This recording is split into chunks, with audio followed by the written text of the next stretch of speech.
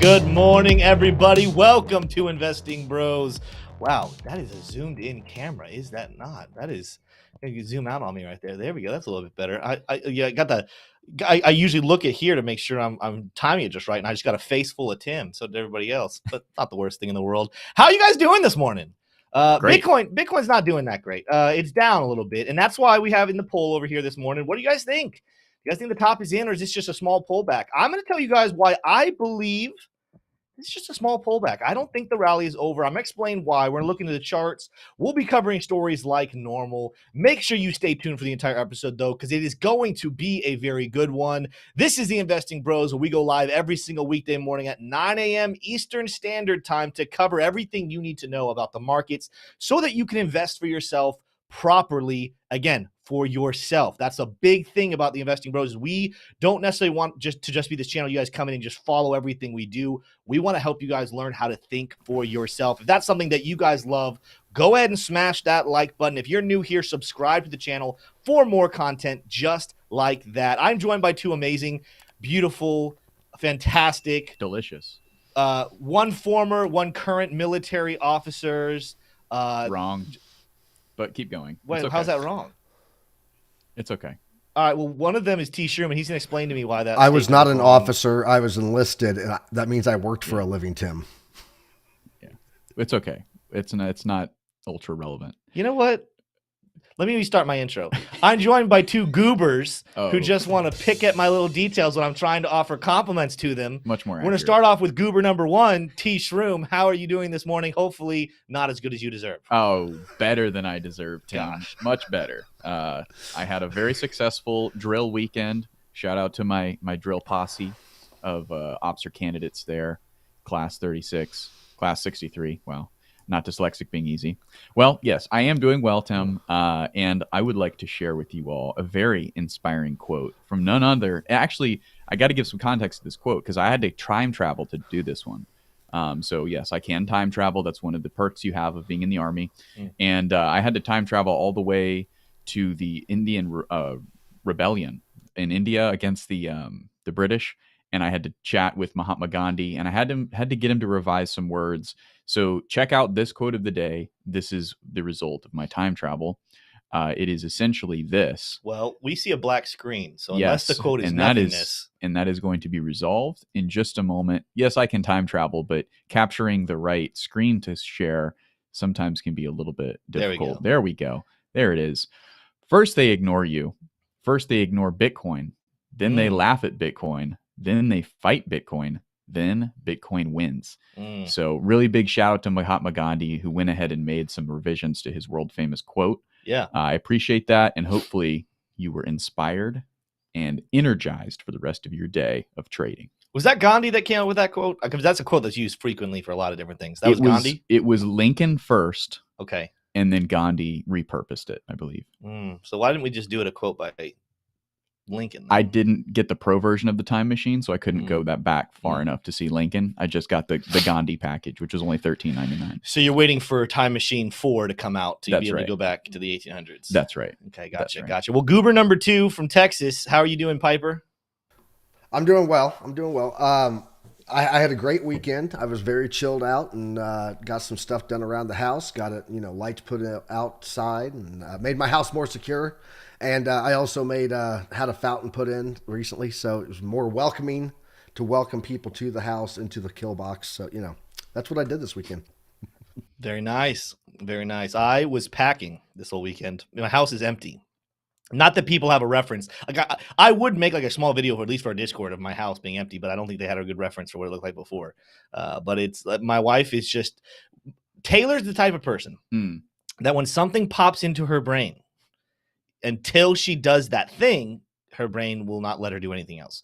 Like, for example, if she just thinks Krispy Kreme donuts, until we go to Krispy Kreme donuts, she'll hound me for like 3 weeks, if like daily. if we don't go. So we eventually have to go.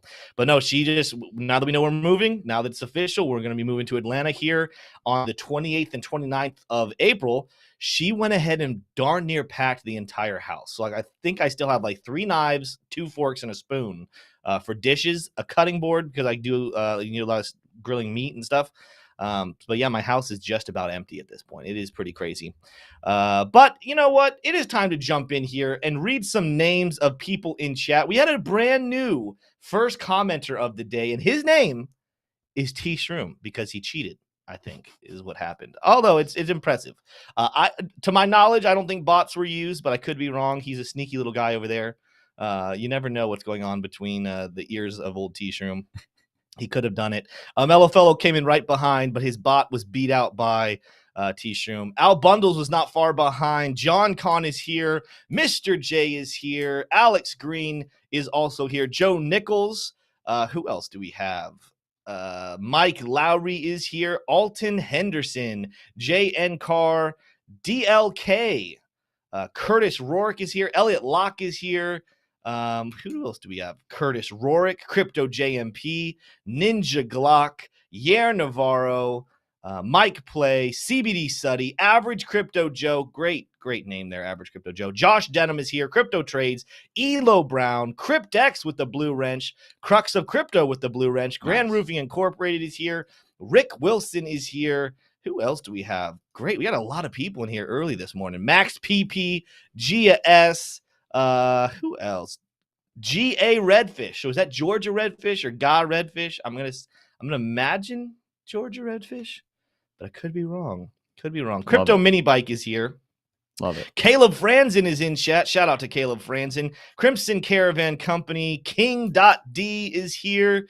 Who else do we have? I might actually be able to get through everyone's name. Mr. Bass Knocker, Desert Eagle, 100. Wow. Maybe he commented 100. But Mr. Bass Knocker, Desert Eagle. There are some creative names here in YouTube, and that is definitely up there. Cars and hashtag crypto dollars is here. Remington Peralt. Ooh, there we go. It's been a while since names really challenged me. Ivalov Majetsky. I don't know. That's a good one. I don't know. That is all the names I see, though. So I don't think I missed anyone's name, but in case I did miss your name, it doesn't mean I don't love you. It just means it's time to jump into our great content. Go ahead and smash that like button because we got almost 90 people watching right now with only 39 likes. Also, go ahead and vote in that poll. Do you think that Bitcoin rally is over, or is this just a small pullback? I want to hear your guys' opinions. We'll reference that here in just a couple of minutes. But first, I am going to throw it over to Mr. Piper, Army Piper. What's happening with our economic outlook this morning? All right, brother. So taking a look here at the economic calendar. Today, not a whole lot going on. No major events, nothing with this big red box here showing. So today, kind of calm. Tomorrow, though, we do have the building permits preliminary release for the month. And what this will mean that if it is higher than this, that we had more building permits, which means they're building new homes. It actually has a consensus and forecast that it's going to be below that, which means they're slowing down on building a little bit right now. It's probably because people don't want to take a 6.3% 30-year fixed rate mortgage. So if we look at... No, I don't. No, nobody does that, right? Looking at Wednesday here, nothing really big going on. The EU is going to have their inflation rate year over year coming out that day. But take a look at this, guys.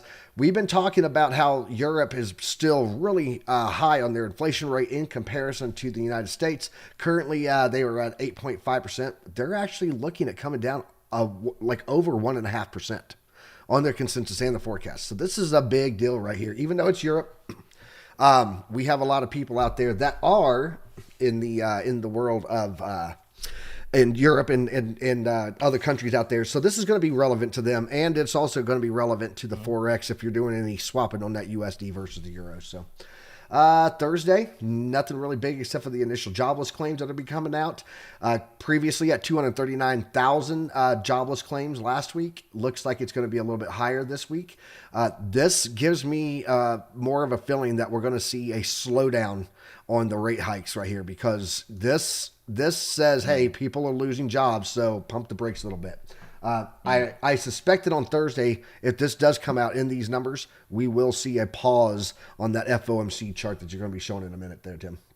Rounding out the week on what's that? Go ahead. Sorry, no, go ahead. Go ahead. You going? Rounding out the week on Friday, just a lot of S&P stuff going on, government budget to the GDP data coming out, nothing really big. So kind of a slow week overall in the macroeconomics, but I would be watching those key events, the jobs and the EU's inflation rate. So that's what I got there, Tim. Awesome. Yeah, go to my screen here, taking a look at what the CME future tool is predicting.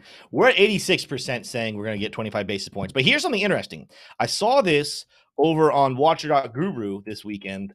The CEO of BlackRock, which we all know we can love and trust, and everything he says is 100% true and real. He is saying that he believes that we actually have another 75 basis points coming to interest rate hikes. So you can do with that what you will. It's interesting. It's interesting to hear. But I also somewhat wonder if that is a move by the likes of BlackRock to try to discourage retail investors from jumping in the space. Guess what BlackRock is heavily invested in? Things in the crypto world, like, for example, Coinbase. They definitely would have reason to want people to sell their crypto so that they can gobble it up. I think that's another bullish sign for the crypto market. But do with that information what you will. Again, this channel is all about just giving you guys the facts so you guys can do whatever you want with them. Right now, if you guys trust BlackRock CEO, go for it. He thinks that we're getting another 75 points to the upside. If you don't, though, you can do with that what you want. Fear and Greed Index this morning sitting at 69. I would be very surprised, unless we get a massive rally this afternoon, if that number doesn't drop just a little bit. Our audience right now is 71%. Let's see how many people have voted on this. 65 people have voted. We got 104 people watching, so definitely more people need to go vote on this. But I want to hear your guys' sentiment on what do you guys think? Is this time to sell Bitcoin? Is the rally over? Or is this just a minor pullback? We got 71% of our audience right now saying minor pullback. That means 29 saying that we might have the rally over right now.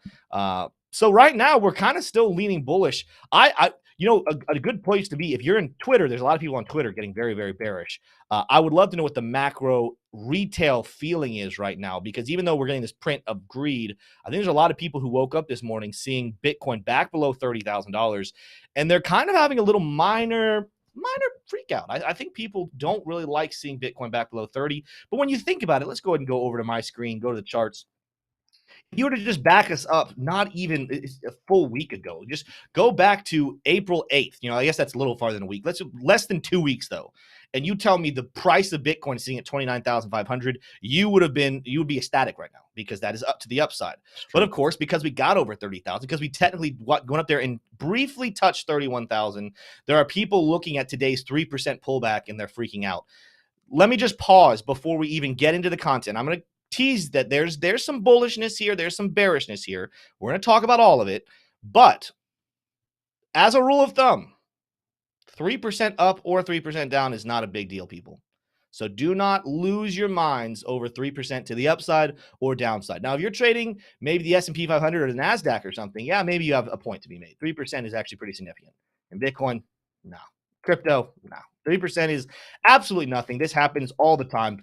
What we want to look at, though, is going into the details of what is happening. So let's just start with kind of more of a surface evaluation here. First of all, with some just more fundamental TA.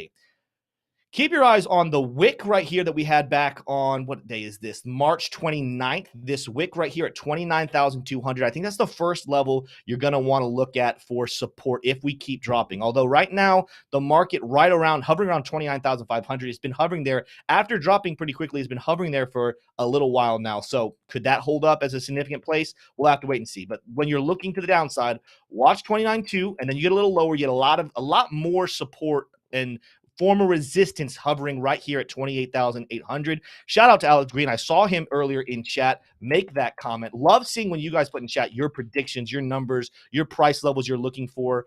That helps everyone else in chat kind of understand and see better things. But I love seeing you guys put your thoughts in chat as well, because that's what Investing Bros is all about.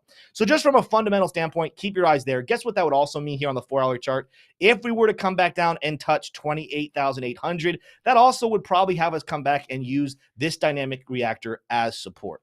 Now let's start off. I want to start with bearishness. And what I actually might do is I might show my bearish things, and Piper, you and I might seesaw this back and forth because you have some thoughts on TA for Bitcoin. I have some thoughts. Let's start off with what I'm looking at right now that could be bearish, and I want you guys to keep your eyes on going back out to the daily chart. We're not going to do anything bullish right now. So this is all negativity right now. We're just going to be toxic for a second, be bearish, and then we'll move on to our bullish things. Let me pull up my my oscillators here. Using the chart prime oscillator, here is something that you should be aware of. Now, we talked about this in the past. Chart prime is a phenomenal trading tool, but one of the things I love looking at is these double bearish or bullish signals and seeing how price responds to them. We had just a couple of days ago an overbought with a red triangle come in right at the top wick. That wick that touched 31,000. Yeah, here on the daily chart, we double printed an overbought and a red reversal triangle. And guess what? Technically, right now, we are respecting it. Now, we're not necessarily down too much. If we were to even go, let's just be like ultra conservative and go to the very peak of 31,000. From the peak, we are down 5%. Now, 5% is not a small move necessarily, but it's not one to freak out over just yet. What we're looking for here is traditionally in bullish trends, because again, I'm not calling this a bull market, everybody. In case people are new here, you're just joining. My opinion is we are not entering a bull market just yet, but I do think we're in a bull trend right now.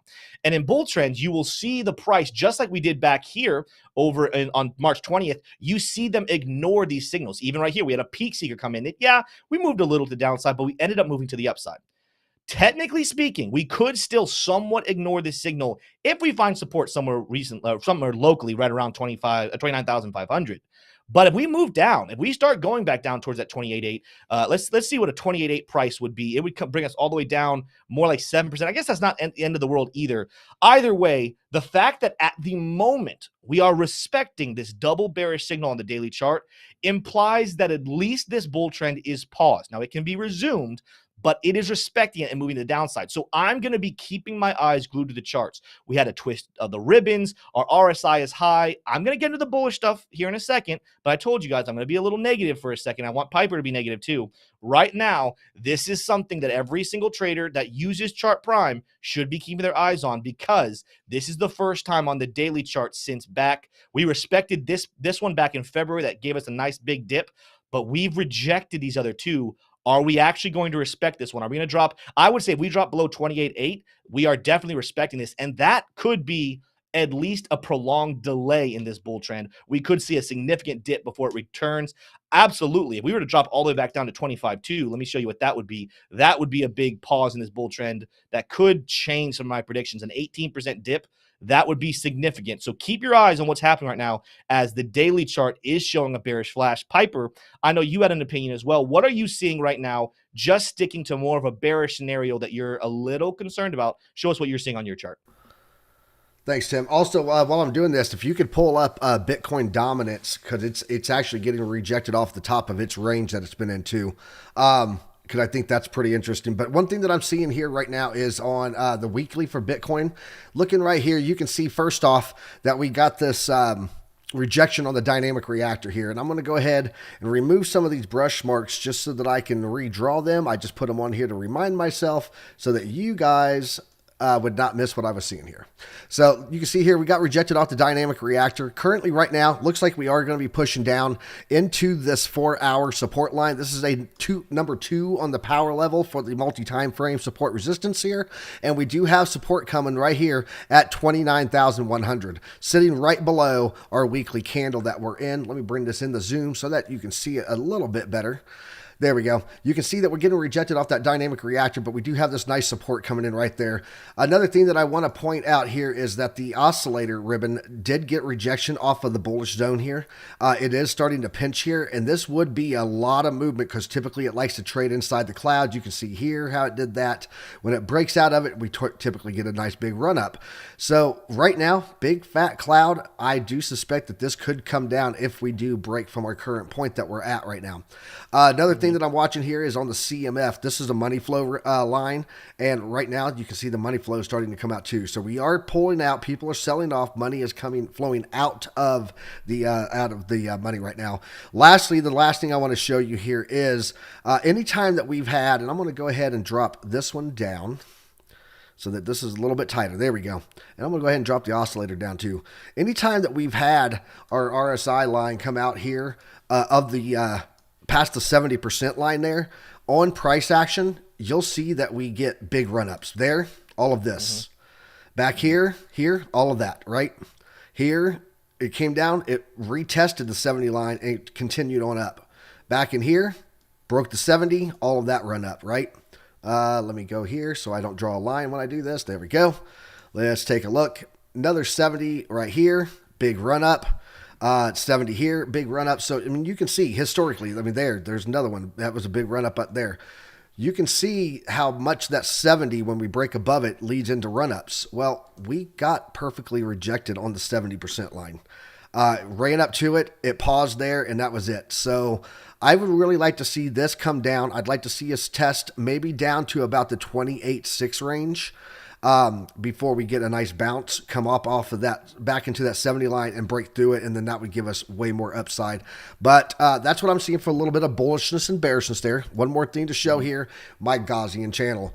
So if we look at the Gaussian channel here, you can see right here that we do have the rejection almost at the top of the Gaussian channel here. That Gaussian channel was coming in on that rejection at about 31,700 to 31,500.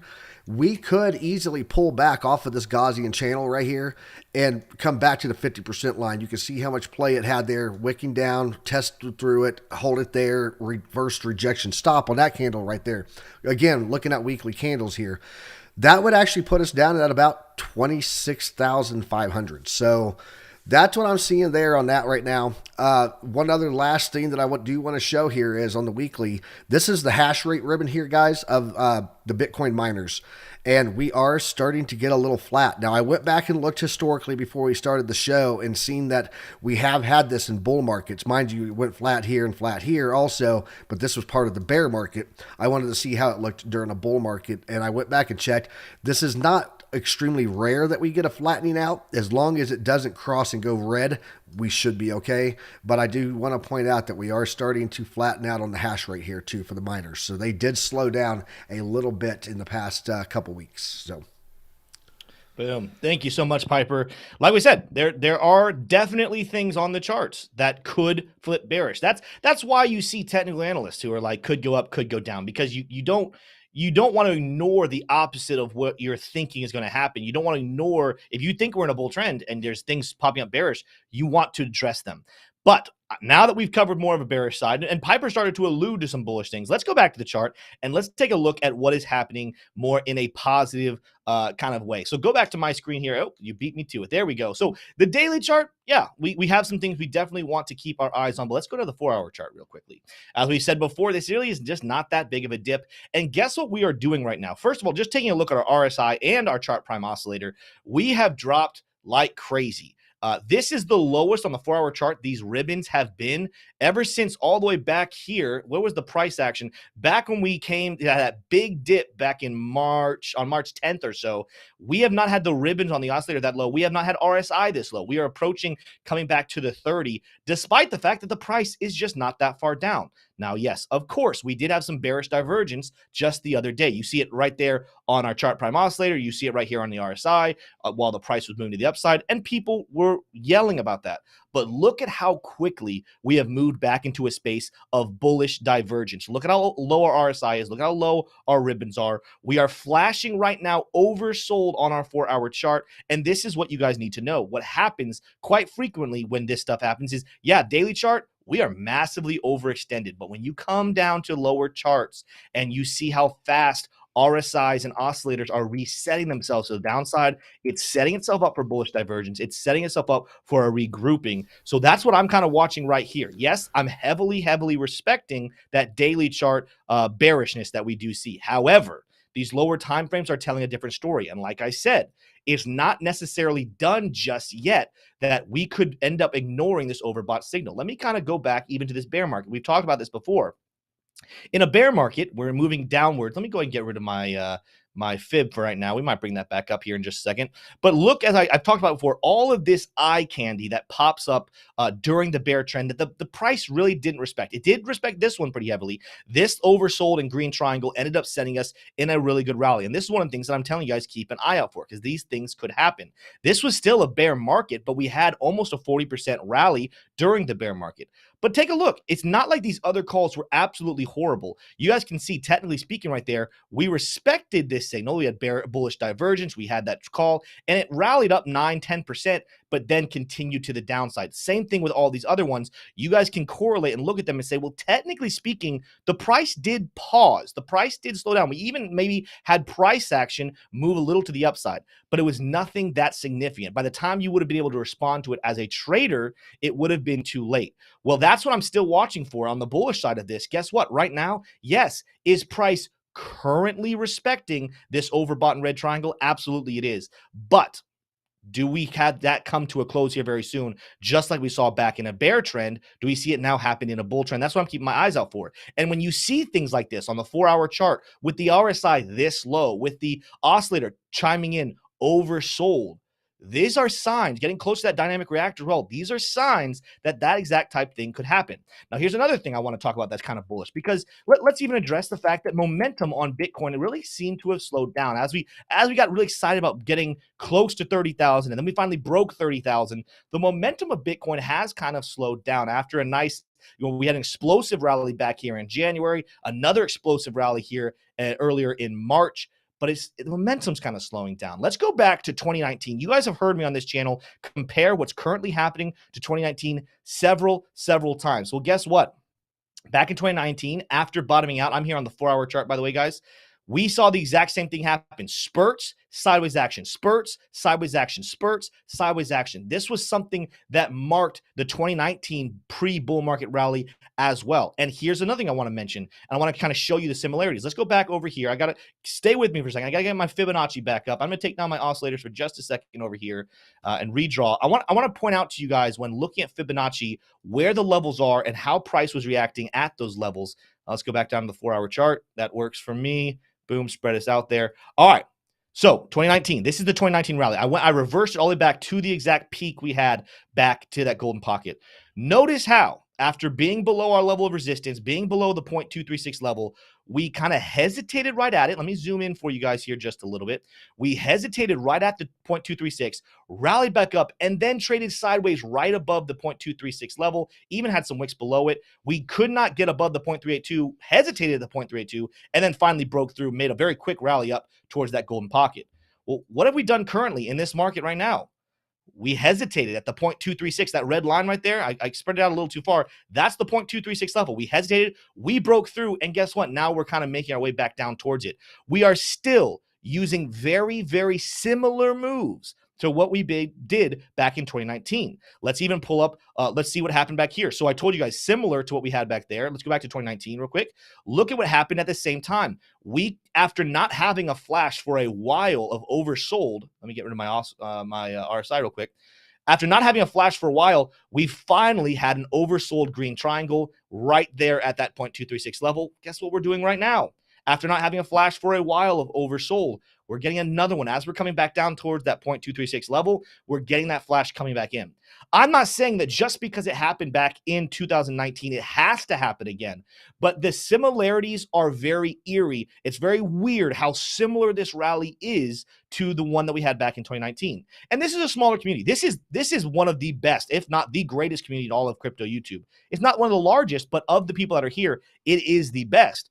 And while you guys are positive, just go scroll over through Twitter. Go scroll and listen to how people are talking about it. People are acting like it is definitely over. The bears are coming back into the forefront. After being quiet for the last couple of weeks, they're starting to make their faces and their names known again, because they're seeing some signs of negativity. But this is the exact same thing we saw back in 2019 before. Once again, I'm warning you guys, when this happens, it happens very quick. If I were to go out to the daily chart, after a lot of hesitation, let me show you guys how many days it took. Yeah.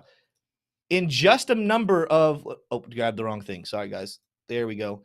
In just about 16, 17 days, the price rallied 85%. after a lot of confusion, after a lot of people were looking at this and saying, yeah, this rally's probably over. After this big dip, let me look at this real quick. We rallied up here, almost got to the 0.382, but then fell 18%. You're telling me if you go back then, maybe some of you guys were there. After that dip, you didn't think the rally was over. You don't think people thought the rally was over after an 18% dip? I guarantee you they did. So even as we're looking at our current scenario, and we might, as Piper said, we might come down to 29.2. We might come down to 28.8. There's even a chance we come down to 26. I can't remember exactly the number he said, but 26 something. Do you don't think that people are going to start saying, yep, rally over, the same way they did back in 2019? Be prepared. Here's another thing that happens historically. Guess what's coming up in a little over a month from now? The Bitcoin conference, Bitcoin 2023. Historically, Bitcoin rallies into the conference, and then either the day before or during the conference, Bitcoin decides to sell off. That is the concept of sell in May and walk away. That is the concept of, hey, the Bitcoin conference brings bearishness. This continues to fit with our scenario of in a short amount of time, Bitcoin could explode up above the 0.382 level, above the 0.5 level, wick at the golden pocket on the weekly chart, and then fall back down to these levels around 42. This absolutely could happen. And then the Bitcoin market comes, the Bitcoin conference comes, and then that's when we start to see a more significant dip back down towards 25,200. I have not changed my opinion whatsoever. Even the dip this morning has not shaken me one bit. I want you guys to come up with your own conclusions. I don't want you guys to just say, well, Tim's not bearish, so I should stay bullish. No. I want you guys to think for yourself, to look at the charts, to hear the information coming out, to understand where we are right now in terms of what the economy is doing, what conferences are coming up, what recent CEOs have said. Take all of that information in and then make that decision for yourself. As for Tim Warren and as for the house of Tim Warren, because I trade, Taylor trusts me to trade. We're still sick and bullish here. I'm not selling Bitcoin. I'm not taking my profits. I still believe the move is to the upside. But the question is, what do you think? That's all the TA we have right now for Bitcoin. We will do more later. We usually do some Ethereum as well. But we might do, especially, I'm assuming you guys want to know about that. So we'll probably do some Ethereum TA here in the extra half hour. So make sure you guys stay tuned for the rest of the show. Make sure you guys vote in that poll and let me know what you guys think as well. T-Shroom, why don't you go ahead and let us know what is happening in the stocks world right now? Oh, the stocks world, Tim? Yeah, I can let you know what's going on in the stocks world. Let's do a little market open here, just kind of get a little 360 view of where the money in the economy is flowing. And let's start with energy, looking like UNG, the ETF for natural gas, opening up the day very aggressively to the upside, up 6.7% there. And then the futures contracts up 8.9%. So natural gas getting bought. But guys, I would wait if you're going to play this. I would wait a little longer. Because it has been down in these doldrums for a while. And as I'm saying that, I'm actually saying it. This is, again, natural gas, guys. This one that I pulled up is the ETF. So maybe I'll check out the contracts too. It has actually printed in a higher high here on a multi-month scale. So going back to this low was put in April 6th. So then the same month that we're in now, but this previous low was in March 30th. So the last 2 months, not really multi-month, but put in a new high here. We'll see how that closes on the day. Futures contract didn't have a gap, and this is on the 4-hour chart, but it has put in a higher high as well on the 4-hour, got up above that dynamic reactor. So something's going on. I don't know the fundamental story there for natural gas, but natural gas is up, and it is up irregularly. It's up unusually high here for the first 3 minutes of the New York Open. Looking at oil, it's up modestly, much more modestly than natural gas, up 0.3% here. And as you can see, let me get off the 4-hour here. Let me go to the 1 day and turn off a couple of these indicators. All right. So as you can see, it's been making a comeback here. Oil has. It's gotten back up above, very temporarily got back up above that 82.94 per barrel point.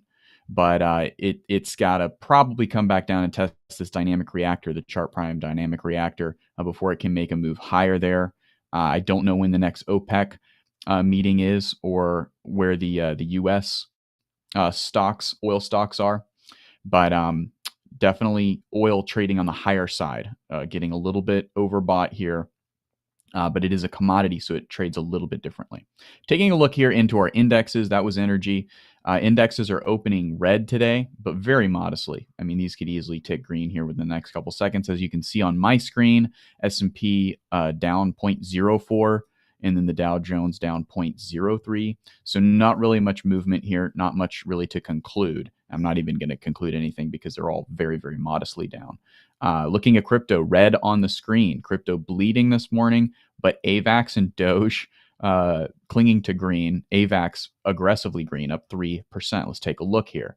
I actually will probably need to scan for AVAX news. That one went under my radar, but this is important, guys. AVAX is pumping this morning while the rest of the crypto industry is selling off. I wonder if that has to do with maybe the Amazon partnership. Tim or Piper, maybe you guys could look that up by the end of the market open here. We might have a little bit of a conclusion. All right, so that's going to be crypto. Let's see who's leading down. It looks like it might be Cardano leading lower. Yes, Cardano on my watch list is the biggest loser here, down 3.6%. Atom down 0.7%, and Link down 0.5%, just to name a few. And then Ethereum down 2.3%, giving back some of those gains from the weekend, as well as Bitcoin down 2.9% there. So as we've talked about, are those numbers to be scared of, or should you be worrying? Or is this a shotgun reload and ready to fire higher? We shall see as we continue on today's episode. Taking a look at metals here, a modest sell-off in gold and an even more modest sell-off in silver, barely down, gold down 0.2%. Your mega cap tech stocks here are mixed, with Microsoft getting bought aggressively here in the first 5 minutes of the New York session. Up 1.6% is Microsoft. Google selling off pretty sharply, down 2.8%, was down as low as 3%. And we're not going to get into the stories because to me it's a little bit of a nothing burger. But there was a splash in the headlines this morning about Google's AI efforts, taking a next step forward. But to me, it doesn't really seem like there's anything there. It's just chatter. So, I mean, maybe you can let me know if you think that there is something there to trade on that's going to move the markets more significantly. But right now, it just seems like the market's kind of reacting to FUD on Google. So we shall see. Amazon and Tesla both up here about 1%, and then Meta down 0.2%. So I would say if the money is rotating anywhere, it's probably into these mega cap tech stocks. That seems to be where money's moving this morning. That was the opposite of last week. For a couple of days, that was the trend where money was moving out of mega cap and into crypto. So very interesting stuff there to see money flow back into the NASDAQ stocks, those tech stocks, FANG stocks, some might even call them. Bond yields up this morning. The 2-year up 1.1%, and then the benchmark 10-year up 1.2% on those yields. And the something to note is that the 2-year has got back up above 4%. Overall, not on its yields, just overall. So that is something to note. The 2-year putting back in a near-term high here. So that is just going to continue to distort the yield curve there and continue to leave investors a little bit panicked, a little bit worried about the future of the dollar, the future of the bond markets, as the yield curve is inverted and continuing to do something it was not designed to do. All right, the Dixie making a little bit of a rebound this morning. It's probably why you're seeing a decent amount of sell-off in crypto. And then cannabis getting bought. That probably has to do with elections and earnings, but I'm not going to read too much into that. And then your mid-cap tech stocks here, pretty mixed. Coinbase down 3.2%, C3.ai up about 5.5%, and then DraftKings up 0.3% there. Just a little snapshot. Definitely not a comprehensive list by any means of the mid-cap tech stocks. There's a lot more there for sure. Your big banks are getting bought this morning. The earnings are coming. More big bank earnings are coming out this week. So that'll be something that investors are watching for sure. And then your oil producers are markedly down with not much movement there in oil and a lot of money flowing into natural gas. So kind of taking a little bit of a breather there are the oil producers. That's going to wrap out our market open, guys. Did you find anything on AVAX? For TA? Just in general. No. It'd be fun. And Crux looked too. He said he can't find anything at all. He did a search for us while we were going. So because we have Crux, so that's great. So we got him. Yeah, the Cruxinator, the king of crypto. That's right. Well, well, let's go ahead and mention anything that we wanted to mention for the community. I know the thing that's on my mind is that we have a newsletter coming out today. We worked very hard on it. Big shout out to Crux of Crypto. He's getting a second shout out of the show. Might even be his third. But let's give him a fourth. Shout out to Crux of Crypto. Crux of Crypto. Oh, he's Well, a great while guy. we're at it, I'm going to shout out Really Glyph too, strong. because Glyph is from the Archie community, and he came to watch our show today. So I'm giving him a shout out too. Heck yeah. Well, we've got the newsletter coming out today, and Crux really took the lead on that this week as I was in drill and I could not do very much. I just was pretty occupied there. So big shout out to Crux. That newsletter will be posted very shortly after the stream concludes. Anything else that we wanted to mention for the community before we get into the stories? Yeah, first and foremost, we have 120 people watching, but we only have 80 likes. So definitely need to get those likes so we can get above 100 here before we even finish the news talks for sure.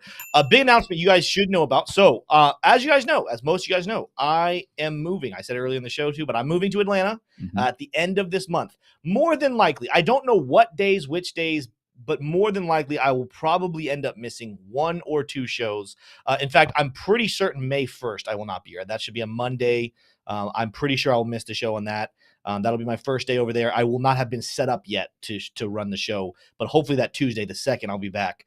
But something else that's going to be coming with the May edition. So we talked about it as a team. We've gotten some feedback from you guys as well, and we have decided, as much fun as we have doing the 90-minute show, we are going to be shifting back to an hour show. But what we want you guys to know is all the stuff we do in that extra half hour, answering some TA, even maybe going further into some more detailed stories. We're going to be moving a lot of that stuff into our Discord, even some of the free versions. So make sure you guys are joining the Investing Bros Discord, because even if you don't get that extra half hour of a lot of Q&A there, you definitely get a lot of Q&A if you join our Patreon member group. And you get to ask us a bunch of questions. But even in the general chat, we're going to do a good job of posting a lot of stories, posting our thoughts, maybe even doing some Discord live streams in afternoons. So it's not going to be going away to answering your questions. It's going to be shifting away from the show and more into our Discord. We will shift back down to an hour-long show. So 2 things you should do with that. 1, join the Discord. 2, get as many questions out as you can in the next 2 weeks, because we will be shifting back down to an hour-long show. With that said, though, I think that's all the promos we have. Piper, anything else you can think of? I got nothing, brother. Nothing. Boom. Well, it is time then, T-Shroom, to shift into our news talk.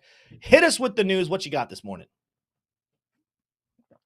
Just refuel with a little bit of that Colombian caffeine, baby. It's in my cup, and it's Colombian caffeine. Yeah, don't get that confused with other Colombian caffeines caffeines from Colombia. All right, let's go ahead and take a deep dive here into the world of crypto and finance news. Starting off with Representative Davidson to introduce legislation to fire SEC boss Gary Gensler for crypto overreach. This could be a very big headline, guys. Kind of go ahead and cut off the head of the snake. No violence intended in that statement, but just it's a good metaphor. Let's get into the details. To correct a long series of abuses, I am introducing legislation that removes the chairman of the Securities and Exchange Commission and replaces the role with an executive director that reports to the board where authority resides, tweeted Davidson there. So not only just removing him, but actually restructuring the role to no longer have a chairman, but instead have an executive director. I'm sure there's some ultra geeks out there who know the significance of that, but I do not. I mean, whenever you're restructuring the role itself, that is definitely going to make some fundamental change. And maybe that's what the SEC needs to be a little bit better of an organization for the United States citizens it serves. Former chairs of the SEC are ineligible in addition to this bill that is a detail that was included. There's a lot more with this story, but that is what the real summation of it, of the importance is. And this could go pretty far. We shall see. I will point out he's a representative, Davidson, not a senator. So it is starting in Congress, starting in the House, and will likely need to move to the Senate and then get on Biden's desk. So I don't know how much legs this has to cross the finish line, but this, from a PR standpoint, from a media and public awareness, electorate awareness standpoint, this is a big win already. So we'll continue to track and bring you details of that. I just don't know how that's going to work, though, T-Shroom, because if he gets rid of Gary Gensler, how's Auntie Beth going to have her puppet in the SEC to fight her anti-crypto platform? So, I don't know. We'll have to see how that one works out. Yeah. I don't think anything's going to come of it. If we know anything about politics, is that this is more of a statement than it is going to be. I would be surprised if even Warren Davison thinks this is going to pass, but it's the concept of the statement being made, hopefully a movement, hopefully makes Gary start thinking more about the stuff that he does, knowing that he already has a good amount of enemies and doesn't want to make more of them. But the But idea ultimately, if I had to put money on it, this is a nothing burger, but that hopefully just incentivizes people to do better. The idea of it does give me material for sweet dreams at night, though. Like I can dream about this. So yeah, interesting. Yeah. It'll be interesting to see how it evolves. I too agree, Tim, that it's probably not going to have too much legs to cross the finish line, but in the meantime, it'll make enough of a ruckus to get people more aware of the dirty deeds going on over there at the SEC. The Digital Currency Monetary Authority, DCMA, launched an international central bank digital currency, and we don't want to let this go unnoticed, guys. This is the UN, International Monetary Fund is kind of the parent for this specific organization. The Digital Currency Monetary Authority is a spinoff of the IMF. There, let's get into the details. Universal Monetary Unit, UMU, symbolized as ANSI character. The umlaut, the U, is a German character there, not in the English alphabet, is legally a monetary commodity, can transact in any legal tender, settlement, currency, and functions like a CBDC to enforce banking regulations and to protect the financial integrity of the international banking system. Guys, this is breaking news. This is something that's pretty new, and we're still kind of getting our head around it, but basically banks can attach SWIFT codes and bank accounts to a UMU digital currency wallet and transact SWIFT-like cross-border payments over digital currency rails, completely bypassing the correspondent banking system at best price wholesale FX rates with instantaneous real-time settlement. So looks to be a big improvement from a technological standpoint, but it is definitely in contrast with private crypto. It is going to be I don't even know from a public or private standpoint which way it would fall, but if it's coming from the IMF, I would have to assume it's somewhat semi-public. All right. Universal Monetary Unit is cryptocurrency reimagined from the ground up to support central banking and regulated financial institutions. It features a trusted consensus protocol, staked proof of trust, spot protocol, and multi-dimensional DLT. Multi-dimensional, capable of supporting any asset or liability ledger, enabling full service digital banking and international trade payments. So it's a mouthful, guys, here. There's a lot of terms, a lot of concepts that definitely are new. So it's not like I'm giving you the best summation of this. This is just kind of the raw details as we understand them now. But I must admit that this is not something that I fully understand. It looks like a CBDC is, if I had to summarize this, it looks like a CBDC is being rolled out by the IMF under this new organization called the Digital Currency Monetary Authority. And it is looking to basically either lay on top of the SWIFT system or completely replace the SWIFT system.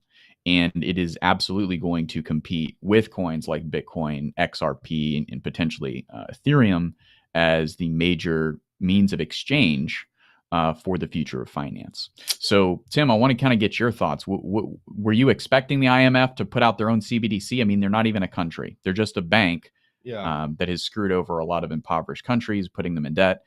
They've done some good around the world, but do you think that they're the ones really positioned to be in authority of the world's financial system? My first thought about when I hear stories like this is proof of how brilliant blockchain technology is. The fact that they are joining forces in there, like they're still fighting the existing private ones. They're still fighting the decentralized aspect of blockchain technology, but they're sitting here after they've done their research and they've looked at Bitcoin and they've looked at Ethereum and they've looked at these other coins. They've been like, oh, this technology is pretty cool. We should use this so that we don't get left out. Now, it's going to be interesting to watch. Clearly, they're going to be very centralized. When you talk about public, it might not be public to us. Like, it might not be public like I can see what Piper is transacting or you can see what I'm transacting. But it absolutely will be the case that governments can see what their citizens are doing, possibly even other citizens. Who knows how far that stretches. So there's still that side of saying like, hey, be very cautious. What I'm curious to see, though, is what this looks like for an individual user, because this could even be part of what's it called? The wooden horse. What Trojan horse. The Trojan horse. That when people get in here, if they do everything online. Mm-hmm. Right now, most people don't understand ledgers. They don't understand their private keys and wallets. They think, man, I run to the ATM or I have my app on my phone and I just transact with Bank of America or Chase or whatever bank they use. Yeah. But if there is a similar system to how you get in here, how fast could that accelerate the education of using private wallets? And then how long before people wake up and are like, why am I paying a bank for this? Why am I even doing this through IMF and SWIFT? Why not just go ahead and become my own bank? In which case, then they start to do more research and be like, why am I using the IMF coin? Why don't I just use Bitcoin or Ethereum? And yeah, sometimes price is a little more volatile, but like as a whole, my money goes up over time. I think that it could have the ability to screw over certain people, and then other people, it actually allows them to learn more. So while I am definitely far from pro CBDCs and far from saying I love the fact that IMF is doing this, I do see a potential for this to bring some positivity to blockchain technology. And again, it's all about education at this point. If people could understand, if you could actually sit down with them and explain from beginning to end the evils of centralized authority currency, the best times of having solid money, and the best parts about Bitcoin and why it was created, and then you explain to them how to be their own bank, that's probably a big one for most people. I think that you have a very nice route to getting Bitcoin taken more mainstream. I mean, let's just even think about this. Last thing I'm going to say, and then I want to hear what Piper has to say. Let's just even think about this logically. There are people, we've talked about this before. Crypto is very, very, very much so a bipartisan issue. I will say that the more conservative you are, the more stressed you are on freedom and government. Don't tell me what to do. Don't control anything. Those people are probably very, very likely to love the concept of cryptocurrency. I know this, for example, like back when I bought Beamer. This is a Beamer story. I remember when he asked me what I did for a living, and I explained to him that I made YouTube content teaching people how to invest in cryptocurrency and Bitcoin. He went on this long tirade about how it's terrible, how you should be in gold, yada, yada, yada. Can't trust Bitcoin. It's going to get hacked, yada. 3 months later, he texted me and said, "Hey, I remember you told me that you were in Bitcoin. How do I buy some of this? I'm tired of what the government's doing right now." This is all around the time I believe that Canada, the whole thing with Canada and the trucker protest was happening. Mm-hmm. So he was ready. That's all it took for him. But he didn't know how to get into it. So he did ask me how to do that. How many other people just like him who are tired of governments infringing upon their freedoms, who don't know how to buy Bitcoin, so they kind of justify their concept of, oh, you can't trust technology. How many of them are going to finally wake up and say, I'm tired of this lack of freedom. Bitcoin is freedom. How do I buy it? How do I set up my own bank? I'm willing to learn now. And possibly things like this allow that education system to become a lot simpler. So bearish, and I don't like the details of the story, but the outcomes that could come could be very, very advantageous. But I'm interested to hear what Piper thinks. Yeah, so two things. One, your story about the guy that sold you Beamer, very much in line with T-Shroom's quote today of the day. So, yeah. And also tying into his quote of the day where he talked about time travel. That's the only way possible that I have any interest at all in this token from the IMF is if it's multi-dimensional, includes the fourth dimension, which means I can go back and get my dollar when it was actually worth something and not the overinflated dead fiat that it is today. So that's the only way I want it. If it's multi-dimensional and I can go back in time and get my underinflated dollar when it actually had value, then I'm interested. If not, then they can pound sand. I'll stick with what I know is much better than anything the IMF has ever touched. So, yeah, pound sand. It's an army statement. Pound sand. Clearly not an officer one though. So No, they ride in a vehicle while us enlisted pound sand around them. So. Yeah. There we go. Yeah. Yeah, and I guess my take on this is it's not great. It's definitely a move for. It's not so much that it's going to have an effect on Bitcoin or Ethereum or XRP anytime soon. I don't think that they're going to trade on this news, but it's definitely a tick in the wrong direction from like a CBDC rollout standpoint. I was not anticipating a bank, the IMF, It's a very big bank, and it's. I should also say it's in collaboration with the World Bank. I believe that it's releasing this CBDC, and I should also mention that I don't think that this is going to be a retail CBDC for you. Those of you who know the difference between a wholesale and a retail CBDC, I believe this is going to be mostly a wholesale one used for settling transactions and settling ledgers between bank transactions mostly. So high level. Basically just replacing the Swift system. At this point, it's like XRP needed to get in there and close those deals and finish that job. And obviously Gary Gensler was the one keeping that from happening. XRP was kind of seen as the banker coin. Well, now it needed it. Now we're seeing why it was kind of branded that way and why it probably needed to cross the finish line on that. So it wasn't a banker's coin in a bad way, like it was helping banks or something. Like it was just going to be a product in a service, a financial settling service in the banking world at the wholesale level, meaning up top. And now it looks like it may be too late. So we shall see. We shall see. I can hear the conspiracy theories coming out of the woodwork on this one. Like this was the entire intent the whole time. Absolutely. I mean, there's really only one bank bigger than the IMF, and that's the BIS, the Bank of International Settlements. And I have a feeling that they're not agnostic on this. They're definitely very pro IMF. There's no doubt. So we'll see. We'll see what happens. Ultimately it's got to get adopted. And if JP Morgan, if HSBC, if Barclays Bank, if they don't want to use this, if they're like, nah, we're going to stick with Swift, or we're going to actually try to adopt XRP when the SEC finally lets it go, we'll see. So the adoption is kind of the final straw, but it's looking like the IMF has played a very big card here, guys. This is the thing, is like they've been just kind of whining and making these like petty claims to just try to keep crypto uneducated people out of, and by that I mean decision makers at the institutional level, crypto uneducated people out of crypto, and so those efforts have been mostly fruitless, it seems. And so now they're playing the card of, okay, we can't really convince you that crypto sucks, so we're just going to create our own, and it's going to be crypto 2.0. We're going to brand it as better than crypto.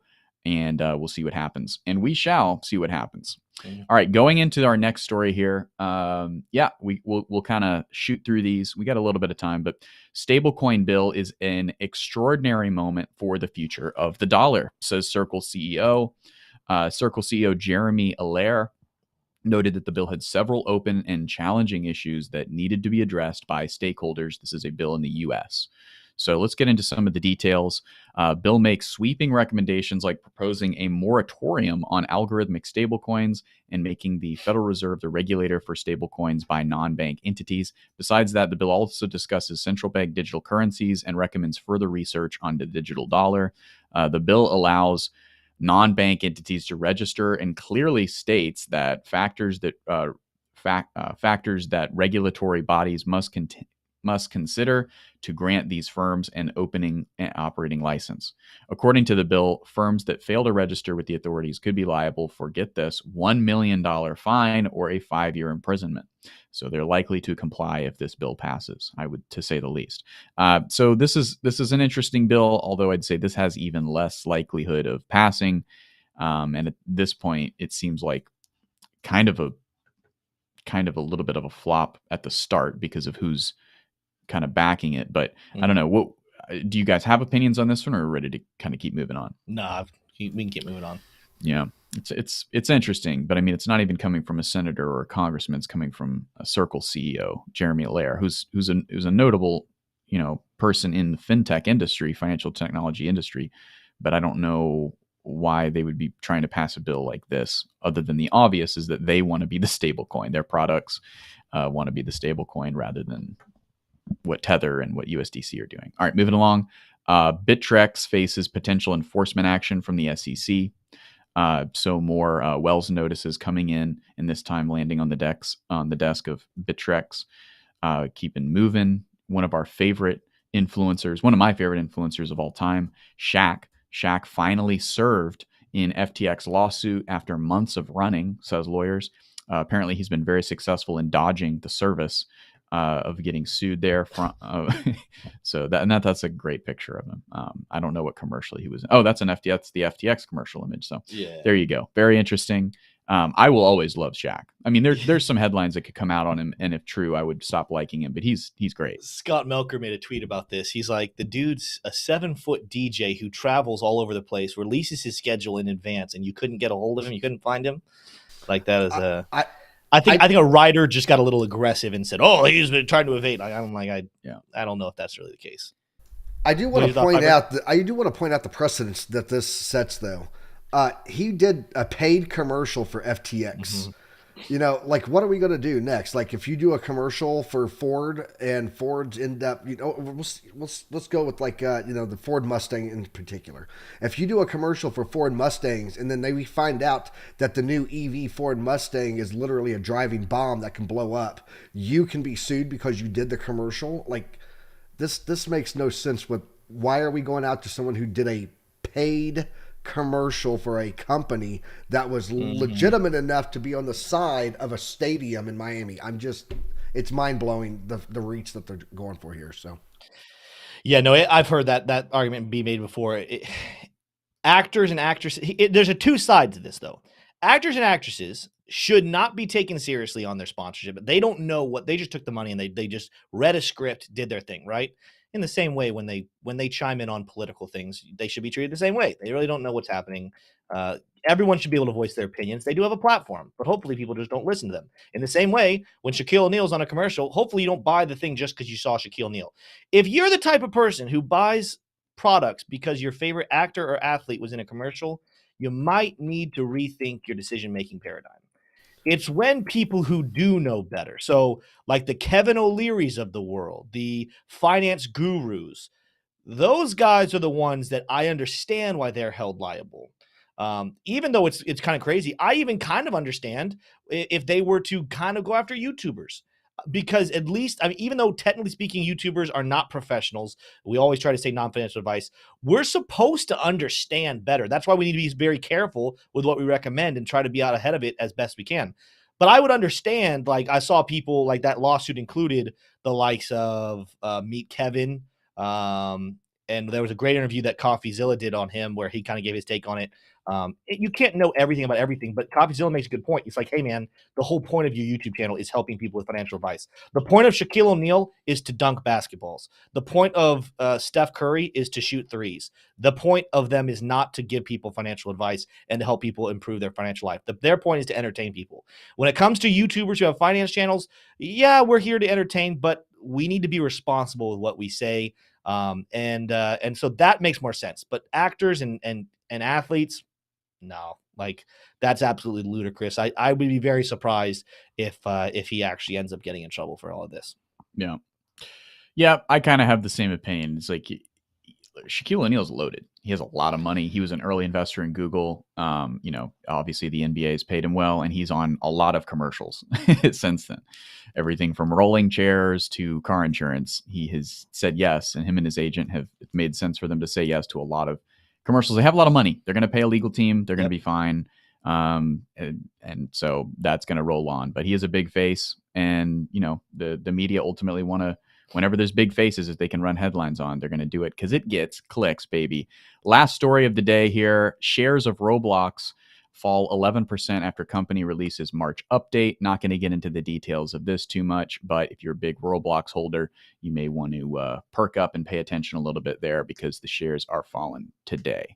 Other than that, guys, I tried to look up the AVAX stories too, and I just can't find anything. We found out it was Matt C's fault. Not quite sure what he did. That makes sense. But somehow Matt C is responsible for AVAX. So well, I knew that, but I just didn't know what the other fundamentals were. Yeah. As far as you know, that's it. I told him next time give us a heads up before he starts buying and selling his AVAX. So that's true. Yeah. I think my guess then is that it would probably be some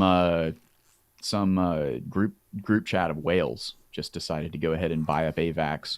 Or, some insiders over at Amazon know that they're going to be releasing some partnership details coming up soon.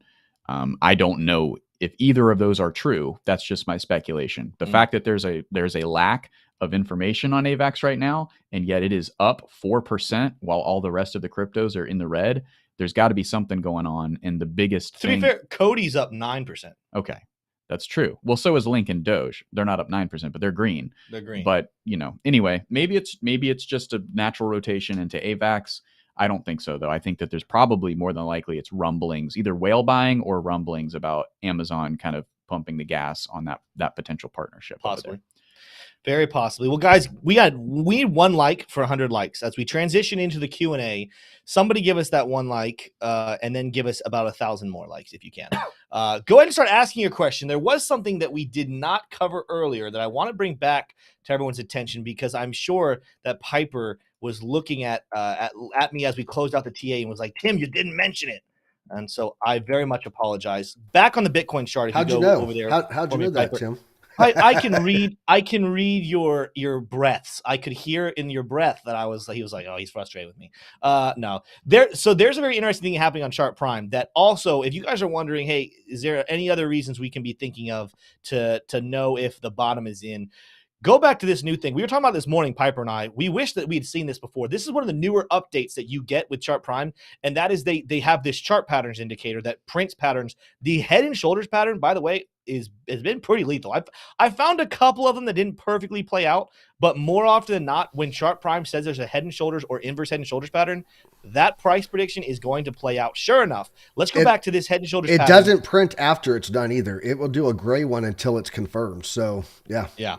It's an early so warning. this is what we have right here. You were to go back all the way. It starts way down here, but we have a left shoulder over here. That was during the 2021 bull market. Then we had, technically the bull market still lasted to the end of 2021. We had our head, and then we had our right shoulder. We have our neckline playing out here. If we were to make a prediction breakout, go to the top of the head, down directly to the neckline, and extrapolate this over to the breakout point, guess what that gives us a price of all the way down here? It technically says 15,900.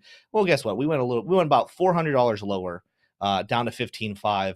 We played out this head and shoulders pattern perfectly. Just one more reason, guys, when we're talking about the bottom is in this channel, we heavily believe, with not 100% certainty, but we heavily believe that the bottom for Bitcoin is in. That's another reason why. Again, it's not just here. You guys are going to see, if you guys were to go to lower time frames, 4-hour chart, hour chart, we just had a inverse head and shoulders pattern that played out perfectly. See you guys right here, left shoulder, head, right shoulder. If I were to extrapolate from the top of the head, boom, to this, and then plays this out to our breakout point, guess what it did? Oh, right there. Now we continue to move to the upside, obviously, but look at how we kind of started stifling out right there at the breakout pattern. So just one more reason why you guys want to be adding Chart Prime to your indicator package that you use. Make sure in the link down below, if you want, it's not just to help this channel out. If you guys want to support the channel, this is a phenomenal indicator you guys can help support. But it's also to help you trade well. And with our link, you get 45% off your first month or your first quarter. I would highly recommend purchasing that quarter because, get 45% off. That's not a bad deal. And how it's just going to take a matter of 2 or 3 trades before you make your money back. That's right. So you definitely want to act on that while you still can. Who knows? Who knows if that deal is going to last for forever? I saw in our Discord a lot of people saying, man, I can't believe I missed the opportunity to buy the lifetime deal. Who knows when that's going to come back? I'm not saying it's never going to come back, but we don't know when. And the truth is, nobody knows. Alex, the CEO, does not know when the lifetime deal is coming back. So you guys want to act on deals when they're here. Don't just wait for us to see if something better happens, because it might not. Let's go though to questions. Let's see what we have going on here. Tyler Main says Link has been on fire lately. Link is one that we talked about. Like Link, I've been talking about this for a while. How it was sitting. Where is my Link chart? There we go. Link was sitting in a trading channel. Are we back on my screen here, Piper? You can go back to my screen. We had been in a trading channel all the way since back here in May. I was talking about this. This was like a trader's dream right here, that we just ranged between, we'd get up high here to like $9.50. We'd come back down to like $5.41, but we've just been trading sideways. Sideways ranges, guys, are some of the easiest in technical analysis to read, because it's neither a bull or bear trend on the longer time frames. So it makes the calls really easy. Guess what we've been breaking out here recently? As predicted, we did drop a little bit below the support line first, but those of you who were on the show here a couple weeks ago, we talked about this ascending triangle, and guess what? We've started to break out. Well, guess what the prediction is for that trade? It's back up to $9.43. So Link has been doing well, and I think Link can continue to do well. What are we looking at here? I think This was if we end up breaking bullishly on this channel, if we end up breaking resistance, we could see Link rally all the way up to $14. That would be an 83% rally from where we made that prediction. What we said if this happens, and guess what? That also kind of fits in line with if we get Bitcoin to rally up to 50,000, Ethereum up to like 3,000, 3,600, Cardano up to 70 cents. That's all right there in the realm of from their local bottoms, 80 to 85%. That could make a lot of sense for Link as well. But yeah, just real quickly showing that Tyler Main, it definitely has, and that's the reason why we've been talking about that here for a while. Fast2 says, can you give us TA on timeline for Link going to $1,000? I could start by saying probably never. Link to $1,000? Am I reading that correctly?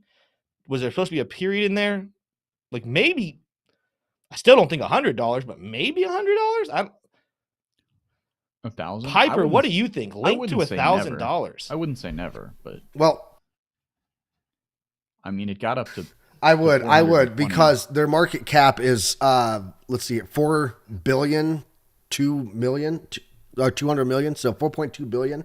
4.2 billion at $1,000. I mean, do the math on that. That would make it worth more than any company in the stock market. And it's an Oracle token. An Oracle token is not going to go that high. So it would have to go up another 13,000%. Yeah, they would have to completely. Oh, it's a meme. Okay, he said it's a Link meme. Okay, good. Okay. Fast2, you were worrying me there, man. Like, tell me you don't understand tokenomics without telling me you don't understand tokenomics. Yeah. All good, brother. That's funny. There we go. We got trolled. Good to know. Good to know. Let's see what else here. Fast2, that was good. Sometimes you guys really get us. We should have realized that was a meme because of how crazy it was. The more GS says, the more I learn about Chart Prime, the more I love it. Absolutely. I mean, I just want you guys to know, like, it's one of those things, like, obviously I'm going to say it. So I don't know how to say it without making it sound like a sales pitch, but I want you guys to know from the bottom of my heart, and you can trust this as much or as little as you want to. We will always on this channel, any sponsor or link that we have, okay, I'm going to be honest with you. Here's some real good candor for you guys. I am not the biggest fan of Robinhood, right? That is a link you will see down below. Piper, what are your thoughts about Robinhood? I think Robinhood's okay. I mean, I think there's better ways to buy out there. But if you are a newcomer into crypto, it is a great bridge from buying stocks to getting some reliable crypto tokens. So my point here, though, is that I'm going to throw it to T-Shroom. T-Shroom, what's your thoughts about Robinhood? I love it. Yeah. So I want you guys to know, any sponsor, we might even disagree, but like every sponsor or affiliate link that we put on here, it's because we use it and we love it and we think it's phenomenal. We have pre-send down there. That's not down there just to make us some money. Hopefully it does, and it helps support the channel so we can keep making you guys good content. But what we're not going to sacrifice is we're not going to bring affiliate links or sponsorships that don't work and don't help people. And so, like, when we partner with Chart Prime, it wasn't a money grab. It wasn't let's just see who it was this is the best indicator package that I have seen on the internet, and I've tried a lot of them. And so let me see, just so you guys know, it wasn't like yes, we are approached by Chart Prime, but the deal that we have with Chart Prime was not a Alex saying, hey, Tim, can you do this for me? This was me and T Shroom saying, this is a special product. This is a special company. They are small. They are young. They just need more eyeballs. We want to be a part of growing this company because who knows, if like years from now, Chart Prime very well might be the it factor in all of trading, that everybody uses Chart Prime to trade because it's that phenomenal of a tool. And so again, the reason why we urge it and we talk about it all the time, and you see it in our branding, like you see it right next to me, right there, is because that's how highly we think about it. Again, you guys can trust me. You can not trust me. It doesn't hurt my feelings if you don't use it. It just, if you did use it, it would make you feel really good about your trade opportunities. But I was a subscriber. I signed up for the month to check it out because I owned a couple of other services on Lifetime. And so I accidentally stumbled across it on YouTube and was like, what is this? So I tried it for a month. I did my live classes with OC. It was the first time I ever saw OC. And I was like, this is pretty good. So I signed up for an annual, And then they thought I was a spy sent over from one of the other companies because they saw that I was also in that Discord. And I was like, no, I'm in the U.S. Army. Yeah. Don't work for another company. It's just that good of indicators. So, and then I came to you, Tim, and said, dude, you're missing out on this indicator, dude. It's amazing. So, yeah. And then I became such an advocate user of Chart Prime that they then came to me and said, hey, would you like to continue doing stuff for us? So, yeah. Yeah. Diamond Sauce made a great point. He said, don't trust, verify. Great point, Diamond. I 100% agree. Matt C says, 1000%. I don't trust you. I completely understand, Matt C. Matt C, we can't trust you after you did what you did with AVAX and didn't tell us. You So manipulate AVAX for sure. Yeah. I've also shared a hotel room with Matt C. And so I don't know if he can trust me, especially not Greg. I don't know if Greg's in chat, but I don't think Matt will ever trust Greg again after that hotel stay. It's good stuff there. Let's see other questions. This has been good, but let's get more questions. I got Any two other things while you're looking at questions. I got two things that I want to show on charts. So do it.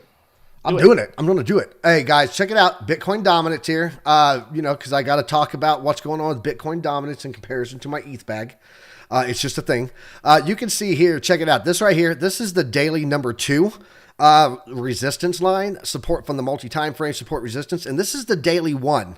So this is your first most powerful, your second most powerful on the daily scale on a weekly chart. And you can see that we have literally framed the bottoms of the Bitcoin dominance and the tops of the Bitcoin dominance on the weekly, and it's just been ranging. Well, what just happened? We hit the dynamic reactor at the same time that we hit the the number 2 power resistance on here, and it is now coming back down. We are now seeing Bitcoin dominance pull back like we did here, like we did here, like we did here. So could it come down a little bit and maybe bounce back up from this level to come back up here? Absolutely. I mean, we've seen rejections on it before. We did see retest of it for support, so it's possible. But if it does that, I'm going to be looking at possibly, this is not financial advice, and it's only me doing this, possibly looking at moving some of my ETH back into Bitcoin when we get back down here so that I can start doing some Bitcoin to ETH swaps on this range. But I do want to show you that we are rejecting on the range here on that. The second thing I want to show you guys really fast here, unless you got anything, Tim, do you got anything? Can I run real fast?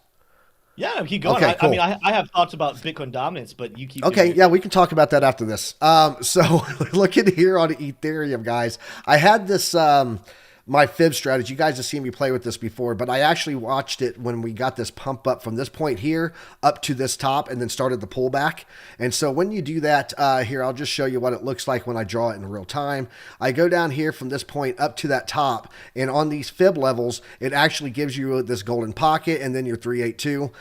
We have held above this golden pocket since we got the bounce out of it back here. This is going to be back on last Friday.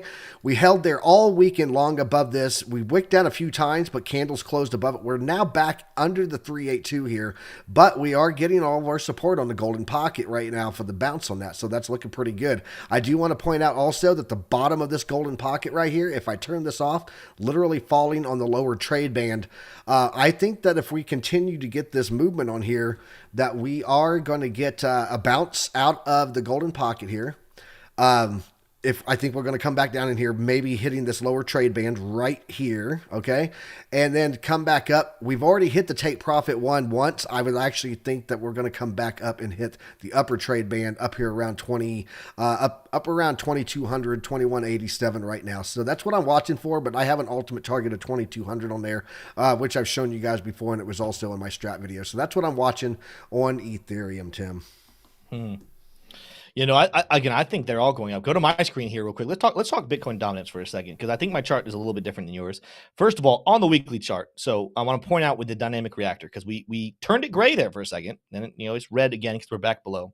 I'm going to zoom in here in a second and kind of explain. I didn't think we were going to get this far down, but I want to show you guys what happens when we approach dynamic reactors and we break through them. You don't just cleanly always break through it. Look at over here. We came into the dynamic reactor on the weekly chart, hesitated, regrouped, broke through it with confidence. Same thing over here. We came down, touched it, hesitated back up, broke back through it. So I am not looking at this dynamic reactor and saying, oh, yeah, we failed. There we go. We're not going to break through it. We're heading back to the downside. Also, let's go ahead and take that down so we can kind of look at this. Let me go into the daily chart. We have been on the weekly chart. We didn't get a close above it. But on the daily chart, we did close below this falling. This is a trading channel that Bitcoin dominance has been in. And I told you guys, now it went a little lower than I thought. So I'll admit when I'm wrong. I thought we were going to come back down and retest the red line. We didn't. We didn't even end up holding the blue line. We're actually below that as well. However, while we respected out here on the daily sheet, we did the daily time frame. We did the overbought peak seeker down here towards that 4-hour chart. Remember, we were talking about this on Bitcoin as well. We're getting signs of being oversold on the Bitcoin dominance chart down here on the 4-hour chart. Look at how low that RSI is. That RSI is sitting down here at 20. Do not be surprised. And I saw earlier, we had a very fun person, Memory Man or somebody, I don't know, must not be a fan. Disagree. I'm completely fine when people disagree with me. But absolutely, when he says that there's no bullish divergence on the Bitcoin chart, you guys tell me what you see. Is that bottom price right there? Are we higher or lower than that currently? Looks like we're a little higher. Is that is that a divergence? I think that might be a divergence, Tim. Is that to the upside or downside, Piper? I can't tell. I think that's looks like it's downside. I think it is. I don't know. That's is your chart anyway, inversed? Maybe your chart's inversed. Is your chart inversed? Yeah. Anyway, we're seeing the exact same thing happen on Bitcoin dominance. By the way, guys, this doesn't mean that all of a sudden if Bitcoin goes up, everything else has to go down. I think Ethereum will still go up. I think crypto will still go up. I think cryptos for the next month or two move to the upside, month and a half. I think it's gonna be really hard to keep rallying after the Bitcoin conference. I think we're gonna rally into the Bitcoin conference, get a little bit of sell off right there. That's what we've seen happen for the last couple of years. Do not be surprised to see all the coins go up, but Bitcoin dominance, I don't think is done climbing. I still think we're going to see a 50 or above on Bitcoin dominance. Then what's also going to happen, by the way, guys, when we get to the Bitcoin conference and everything starts to fall in price against the dollar, Bitcoin dominance will continue to make a little bit of a climb. Let's go back here. We compare it all the time, but back in 2019, the peak that Bitcoin had, that everyone had, was in June of 2019. Let's look at the Bitcoin dominance right here. So Bitcoin started a rally, had a little bit of hesitation right here. Oh, look at that. This is almost like we're repeating history of 2019. Bitcoin dominance rallies, it cools off, it rallies again, tops out in June. Look at where we are in June. And then as we're dipping in price, Bitcoin's dipping, Ethereum's dipping, crypto's dipping, Bitcoin dominance just continues to climb. I think that we're going to see almost the exact same thing happen in Bitcoin dominance. Yes, we're down right now. Yes, we're going to watch Ethereum and Cardano and other, and AVAX and Link and all these others. They're going to have their day, but watch Bitcoin take back and the dominance start to climb. It gets a little run. I think all of them rally, 80% from where they were bottom. So from here on out, I think it's more like 70, 60%, something in that range. Watch them all climb, but the Bitcoin dominance continues. And then everyone starts taking a bath. We all start dipping 50% or more, cryptos maybe more, and the Bitcoin dominance continues to climb. And then down the road, when a real bull market starts, now the Bitcoin dominance starts to fall. Altcoins are outpacing Bitcoin. Mm-hmm. Right now, though, is it identical? Is it perfect? No, it's not perfect. But it is just so strange how similar the market is moving right now as to what it did back in the spring to summer timeframe of 2019. It's doing almost the same thing on Bitcoin. It's doing almost the same thing on the Bitcoin dominance. It's doing the same thing with how altcoins are moving. It's just very strange. And again, it's one of those things. Trends are your friends until they end. Patterns are your friends until they end. Until I see something change my mind on repeating history, it very much looks like we are repeating history. The news cycles, the movements, it's all pretty darn close to the same. Yeah. Let me see here. There's a question that all I see is if it is personal, you don't have to answer. So that's a great way to phrase the question. T-Shroom, when Tim leaves, where are you going to be doing the live from? That's so personal. T-Shroom, do you feel emotionally ready to answer that question? My toilet. Yes. No. Whoa. I will. Good Lord. That's too crazy. I'm gonna probably be doing it from my house. I mean, I don't know where in my house exactly yet, but it's gonna be cool. It's gonna be a lot of fun. So make sure you tune in. But it's gonna be from my house, not Tim's house where we are now. You're gonna get a green screen, or your backdrop? I think your backdrop looks good. What's a green screen? It's I'm gonna have to Google like that. I That have sounds behind me like right that. here. This is all green screen. I'm trying to Oh, think is it? Yeah. We'll what a see. green screen is. I don't know. I don't know. Green screen. I know that you have to get screened to get on an airplane. What Is it I like think is the going to be same like that? fun is it's going to go from where Beamer used to disrupt the show, and Mhm. and I'll make sure that Oh, Beamer that's true. chimes in time to time. But I rarely have I been on a call with T Shroom where his dogs don't freak out about something. Yeah. So My it dogs is. love to bork. I'm just gonna have to If get the you- soundbite of who let the dogs out, and every time Yes, just hit if it. you love dogs, Investing Bros is the perfect channel because we're just always going to be surrounded by dogs. Yeah. We're always going to have dogs. Well, everybody except for Piper. It was a couple.